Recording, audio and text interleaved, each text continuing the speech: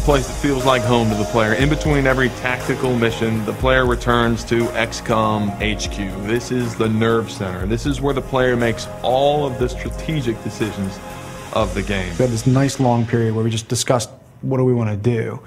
And when we started talking about the base, we would always refer to it as the ant farm, I think, and Jake would talk about it in terms of like, you want to be like a diorama. And so I was going more along the diorama path where we were trying to make it a little more horizontal, a little bit more like a level. And we explored a bunch of different options with that, and it never really worked. And then one day, my lead tech artist and my lead character artist came in and they said, what if we actually did make this an ant farm? Let's mock something up and show me what what you think we're talking about. And so they put something together pretty quickly. Jake and I walked in there and took a look at it, and as soon as we saw it, it was like, that's really cool.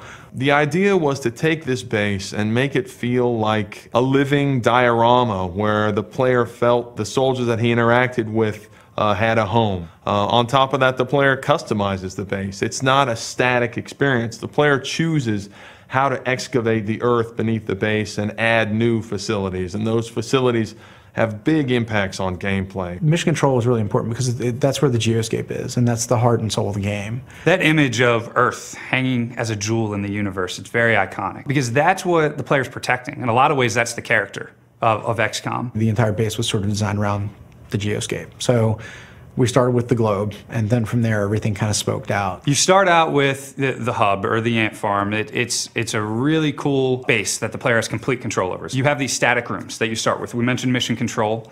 Then you also have engineering. You can build things like med packs, you can build all kinds of weapons, different armors, satellites, which you can then deploy on mission control to have a better view on the world and protection on the world. There are the laboratories. The player can build these out and really speed up the rate at which research progresses. Then you have the barracks, and this is where you do the promotion of your soldiers and the customization of your soldiers. We have the officer training school, and that gives big squad-wide tactical benefits to your soldiers. Then you have the hangar, which is another static facility, and that's where you manage your interceptor jets and give them different weapon loadouts. You can even eventually upgrade the interceptor itself. There are workshops, which also speed up the rate that manufacturing progresses. So those are the static rooms that you're going to see in the beginning of the game, and this is just the tip of the iceberg. You can then excavate deeper and add dozens of different room types below these static rooms. We have the Foundry, which is an upgrade center for, you can upgrade how your weapons work. You can create all new items for your soldiers to use. It's sort of like the one-stop upgrade center for your troops. You can capture a live alien and place them in the alien containment facility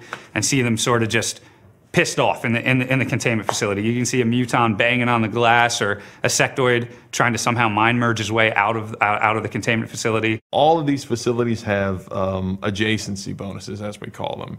It really matters not only what you build, but where you build it. Certain facilities get bonuses for being built next to each other. You may get rebates on materials if all your workshops are built together, or you may get more power out of your power generators if they're built horizontally. The way you build your base definitely has an effect on your play style, on the way that the game progresses.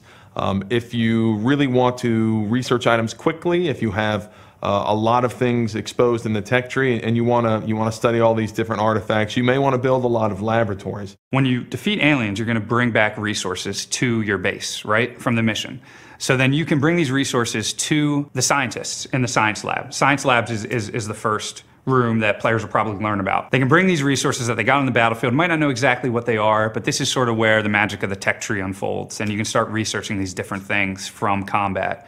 Eventually, as you research them, you'll then be able to build these items in engineering. At the same time, if you want to build a lot of new armors, a lot of new weapons for your troops, if you want to outfit your soldiers, you may want to focus on workshops.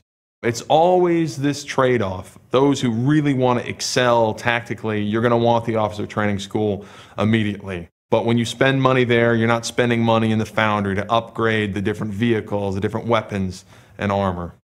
And in true Xcom fashion, you're not going to build every one of these things. You simply can't. So you sort of have to focus and specialize, and you're never going to have enough money or enough manpower or enough power or enough space to build all these facilities at once. So every time you play, it's sort of this different mix of facilities, and that can change the way the game progresses.